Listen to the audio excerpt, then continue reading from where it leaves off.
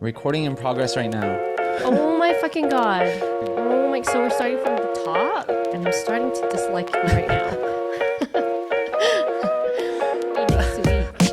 Oh my god. Hello, friends. Welcome back to another episode of Two Kids and a Startup. My name is Wilson. I'm Cass. And today we're starting off this episode with something juicy, something that we need to, there's a beef. We need to pick that beef first. The round 3 of picking that beef. What happened, Cassandra? So we are re-recording this episode that we actually recorded last week because me and Wilson did not like each other, and I'm starting to dislike him right now. Well, what happened? What happened? Why did you dislike me, and what happened last week?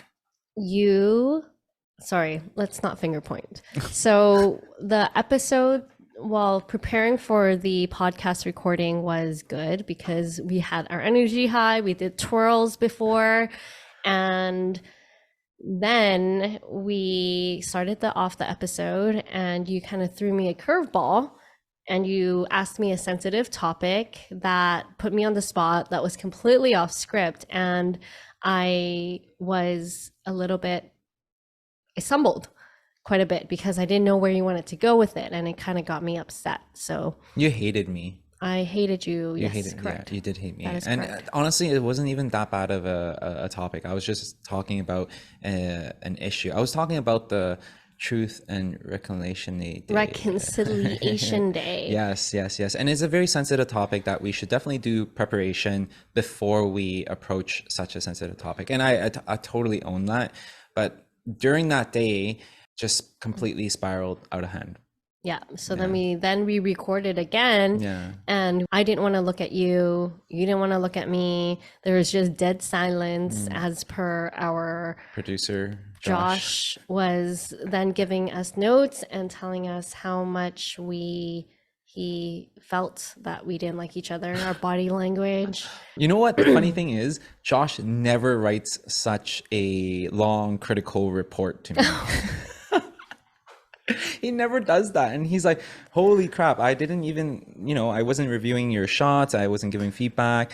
And now this is like what comes out of it. Like, you guys got to do better. Like, I'm like, oh man, you know what? He's right. We should and have to do better because we can do better. I think also the gray line in all this is that we're playing a role of, co-founders, but we also day to day and majority of our life, we treat each other like husband and wife, and we have this personal relationship. So that respect or showing up from a business perspective gets kind of lost, and then it becomes wife or husband gets pissed and like, we're just doing this just to do this. And then we didn't talk each other. I don't think we said one word to each other for the rest of the day, and we're like in this little cubicle office. Man, that's the reality of working together. Not always rainbows and sunshine, and it's like sometimes it sucks. Sometimes we take things personally, and sometimes it's just not in our day. I think that ultimately the lesson that we've learned from here is the fact that what Josh said that really resonated was that we need to take this like a business meeting, and that we need to bring our A game, that we need to perform, and we need to take our emotions out of that. Yeah. Like, we wouldn't show up to an investor meeting the way that we showed up on this call. Yeah. We were just going at each other without going at each other. So it's just like, okay, you know what? You finish your sentence. I'm just not going to say anything. I'm just not going to engage. Oh, you're done? Cool. Next topic. We'll see who can talk through this uncomfortable, awkward silence first. Yes. You lost. You had to break down this. Yeah, it's like, you're drowning. Good. Keep it that way. But nonetheless, I think it's a really great learning experience for us, for sure. You're gonna take the emotions out of it, and yeah, it's just part of the game. And so today we're just re-recording what we had last time. Yeah. So a lot of that was around some client work that we did and we uncovered, which was all jumping both feet into the world of Roblox. A platform that all the kids from age 5 to 16 is raving about, which is insane. When we were just doing some research, we found out more than 200 million people play this game on a monthly basis, and every single day there's 60 million people on this platform. Like, it is unreal the amount of people that is on this platform. Yeah, and we weren't just doing this out of curiosity. We have a client who wanted to build a Web3 concept into their target audience, which was 7 to 15. And, for us, we realistically realized that this might be a better opportunity in this world of Roblox, which is where, as Wilson mentioned, where this demographic lives. And so we obviously don't know too much about Roblox, but we needed to then become experts, which was funny and interesting way for us to approach learning. It's something that I'm like, oh, it's really interesting the way that you were approaching learning this industry and I was approaching learning this industry. And I think that it presents a very good blueprint for anyone to attack a new industry, because we needed to become subject matter expert in a very short period of time. And the crazy thing about this industry is that not a lot of professionals are really in this field at all. Yeah. And we learned that through our kind of discoveries. These professionals are How 16 to 17 years old. It's a question for you guys. How did you approach learning this industry? I think like when you uncover all the steps, then you can be like, whoa. So one thing I do know about Roblox is that they have a lot of restrictions, similar to all the other metaverse worlds that we had explored within Web3. We knew Roblox was probably the most robust and most, I guess, developed in its way. And so we knew that there were some restrictions in what we could integrate with. So the most important thing for me was understanding the terms and conditions, like what is possible, what isn't possible, what is a sandbox that we can play in to develop something that we can integrate in. So knowing those restrictions was really important. And at the same time, knowing the restrictions allow us to be able to be creative on how we can actually come up with different concepts, how we can funnel the traffic, and how we can actually create value back to our client. And I think that was a really key insight that you did. It's like, start off with the terms and condition. It's like, that's really great. Yeah. Yeah. And even, when I was starting to look at, who is working at Roblox, I jumped into LinkedIn as any professional would, but most of those people who were creating within Roblox were just Roblox employees. So Twitter kind of became, a bit of a place for me to look for some people that then brought me to their Discords. And then I was jumping into their Discords, and these Discords are essentially these creators' businesses. Yeah. Which was really interesting. And they're not simple. Like, they had authentication requirements. It was very interesting to see someone so young be able to build such a big, intricate ecosystem within Discord. Yeah. But how did you go about learning the industry? I actually jumped right into Twitter. And I looked at the hashtags. I looked at anyone that I know that is building within it. And luckily, I actually know someone, Monstercat. I know Mike from Monstercat that actually just recently launched their campaign. Incredibly successful, one of the top UGC creators within the platform. And so from there onwards, I'm like, okay, cool. Let me hit up Mike. Let me hit up some of the other big collabs that he was doing and he was collaborating with. And from there onwards, I reached out to, I think, like 3 or 4 different professionals from different kind of, I would say, spectrum of developers.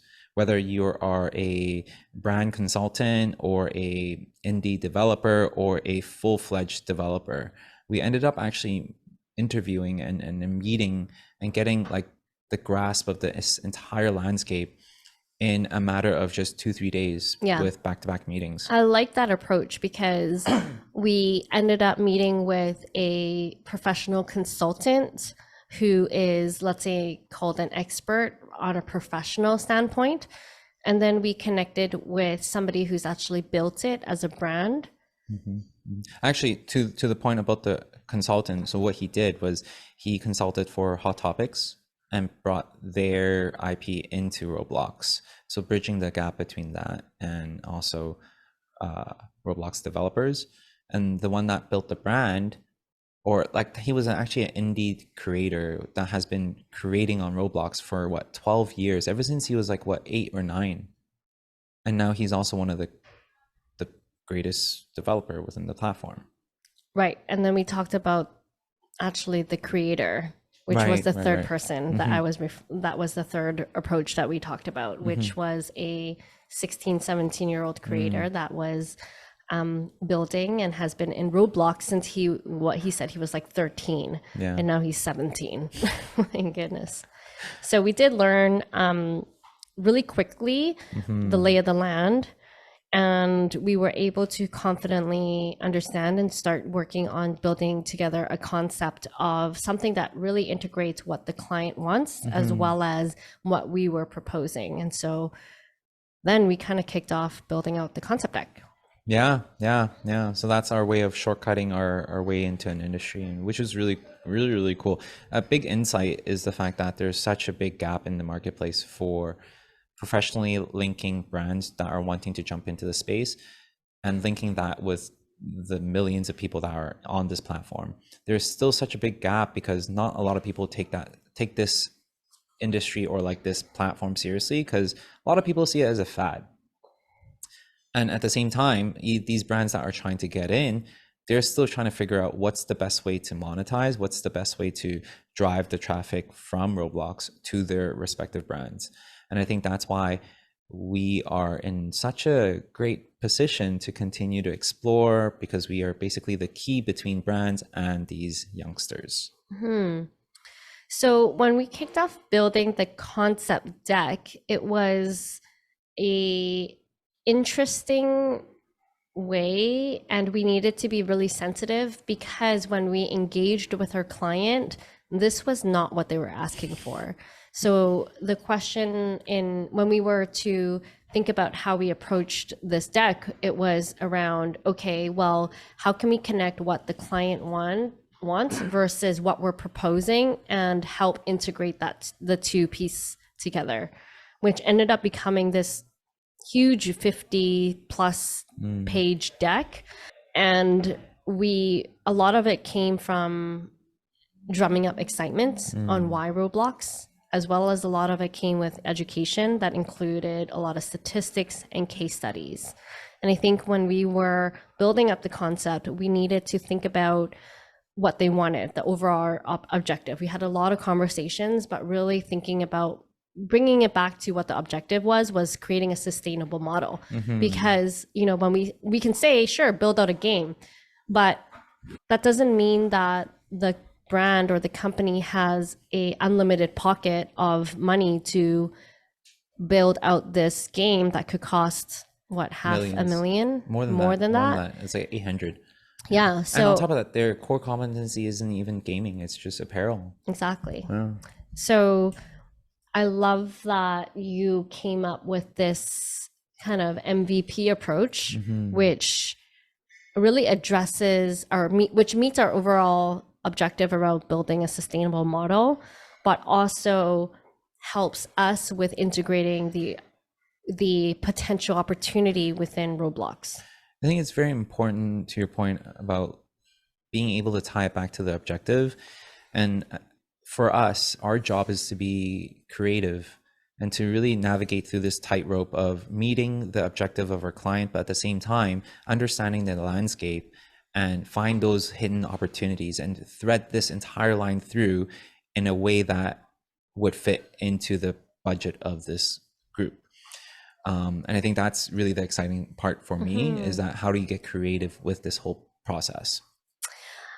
I also think when we present our concept to a client, it is usually a business case. However, because we needed to be sensitive about them, this is a completely new concept that they were 100% not expecting. We needed to kind of give them a idea of, hey, what are you thinking about this Mm, concept? And then secondly, the why. How are we driving value? Which was something that we, through our discovery, is a difficult thing. Like normally, if we were to put together a business case, we're saying this is what you're going to get with this ROI. But with what we learned with Roblox is the monetization opportunities isn't extremely high. it actually it is very high, but very non-linear. Is Mm, very like it's a long-term game. is a long-term game. It's a Yeah. very long-term game, and all the pieces need to fall into place. So the way we should approach this isn't from a straight monetization path, but more so from a marketing standpoint, more so from the impressions, the brand awareness, and just from different angles that we need to approach this entire topic. Yeah.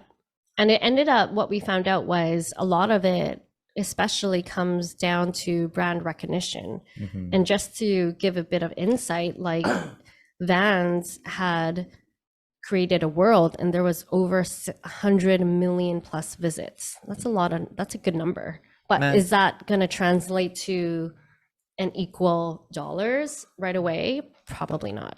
well, on that note, I don't even think Vans would care what it converts into because in traditional media buying, if they were to pay for 100 million impressions, that's gonna cost them well over what they put in to this entire world that they build, right? Which is why we needed to connect the dots because Mm-hmm. our client wanted, hey, huge monetization opportunity. And we're saying with this opportunity, it's not, you're not going to see the ROI right away, Yeah, but you're going to see it in a very different way. yeah, yeah. And it's such an important project or presentation because th- this would uncover such a big opportunity for us if this MVP does well, because we're not just going to be serving one brand, we're serving their collective of brands that is within their whole entire collective. This is a worldwide global apparel brand. And so it just becomes such a critical piece for us. Yeah. Which is why we built that deck for a long time and had multiple revisions. I think the first round of deck, we literally had to X out most of the pages and Yeah. we ended up redoing it again just to make sure we really hit the nail on its head and hit a Hmm. home run, which, how Did did we? the client call went? What do you think? The initial feeling is that it was good because we did take a really big risk of presenting something that they didn't ask for. And at the same time, it was quite well received because we didn't even know they actually explored being in Roblox for the past 2 years, and they actually declined because of a few other reasons. But nonetheless, it's something that they're interested in, and they felt like it was very smart for us to be able to pivot, and they just want to learn more. They just want to they actually gave us a go to be like, let's explore more. Yeah. It was a good screen. It actually is what we wanted. Hmm. And we knew the next steps, which, they said that they thought it was smart and it works for us in theory, but really they love the idea, but they need to concretely see the business plan and Hmm. really where that numbers were and how they would be able to um, give the approval for it. So yes, I think it was a smashing success. Yay. It just takes a second to digest, which is completely fair. Um, and now we need to hit it with round two business plan, which isn't easy, and Yeah. finding all the case studies, which we have, but translating that to dollars and getting it Approved. approved is the That's hard part.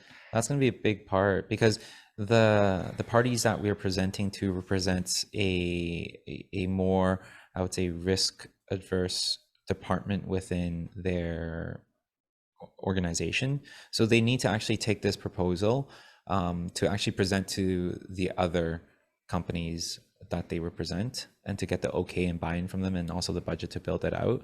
And so I think that's where we need to really step up our game because we get a green light. So got to take our best shot at this. So Maybe we'll keep you updated on how that goes, but Mm. that's going to be what we're going to be working on heads down the next week or two.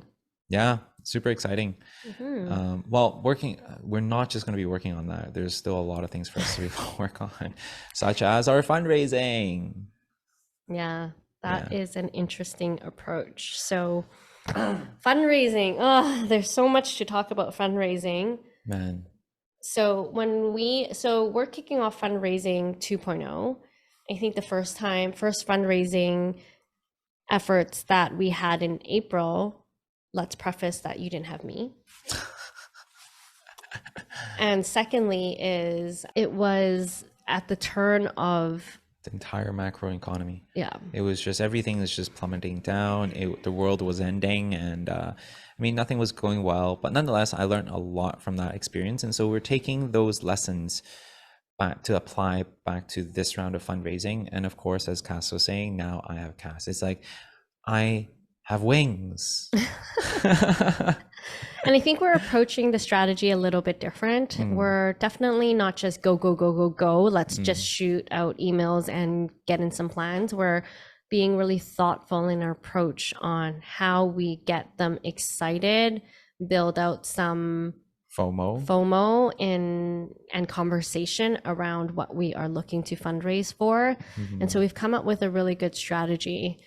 We looked at what was the biggest event and summit that would be hosting a lot of investors there, Mm, that would crowd investors. And so we wanted to host a 1 to 3 day event so that we could build this bubble of this demand. experience, Mhm. show it in person, have physical people physically see. And also I think there's power in building a network of people there Mm, to have a bigger conversation going than just focusing one on one. yeah. So we're looking to build on an event to Mm, actually show slash pitch these investors mm. to get as much eyes on this product as possible. So it's like basically we're creating this pressure cooker Hmm. and waiting until the last minute before we release that valve. And hopefully Hmm. that would generate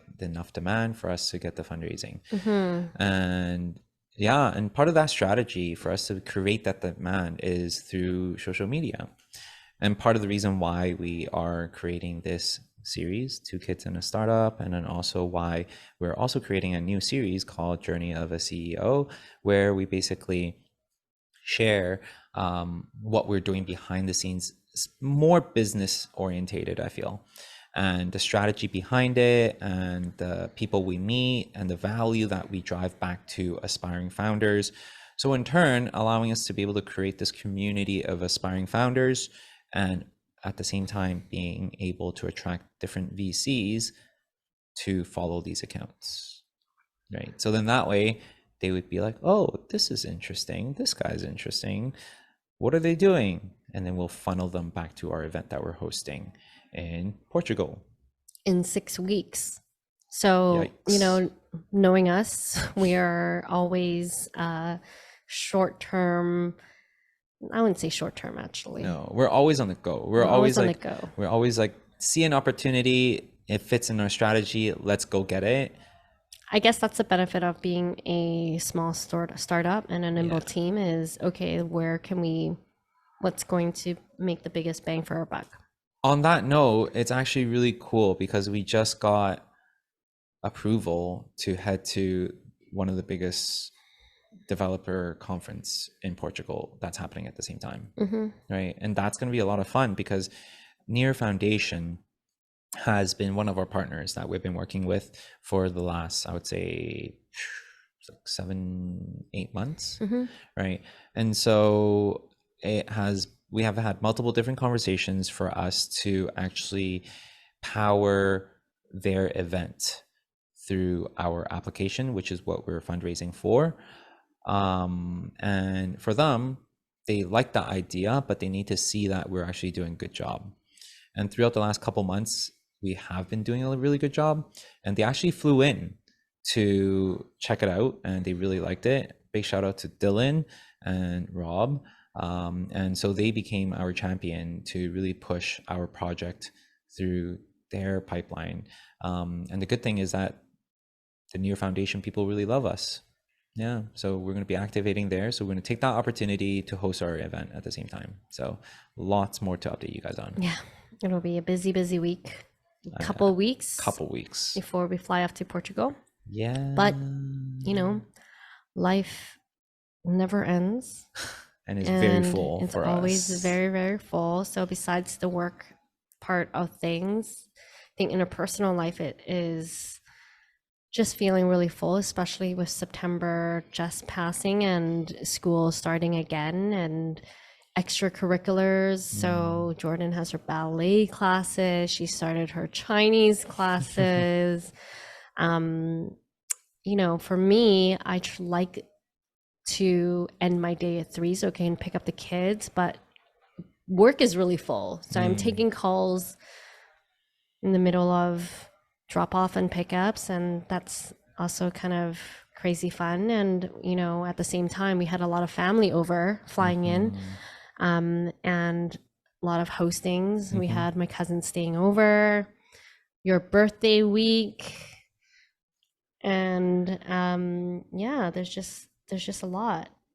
And I think that's also what makes this journey so much fun, right? Like, and that we're not just slaving ourselves away, even though there's so much opportunities and so much work that we need to do. We always make time for creating family moments. And I think we both work towards that. And it's something that I really appreciate about you, is that you always take the effort to plan these things.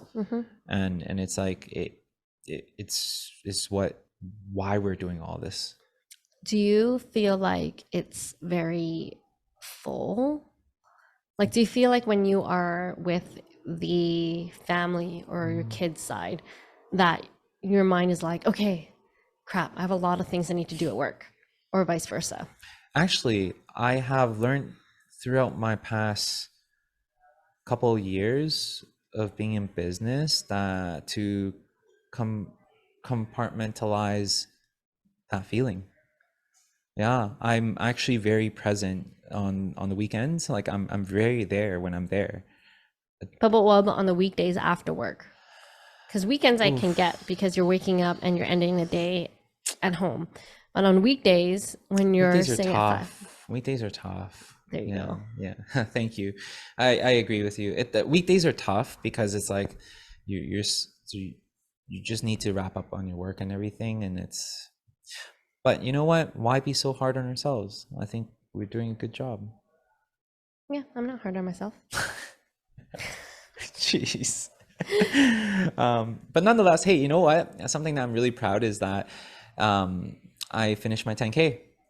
Yeah, you Yeah, did. Good job. I was dreading it for a bit. You also signed up like 3 weeks before the 10K race started, and you're like, I'm gonna run 10K, and you trained maybe a week or 2 weeks before. Yeah, a few times. But you did it. I did it. It was great. I felt great.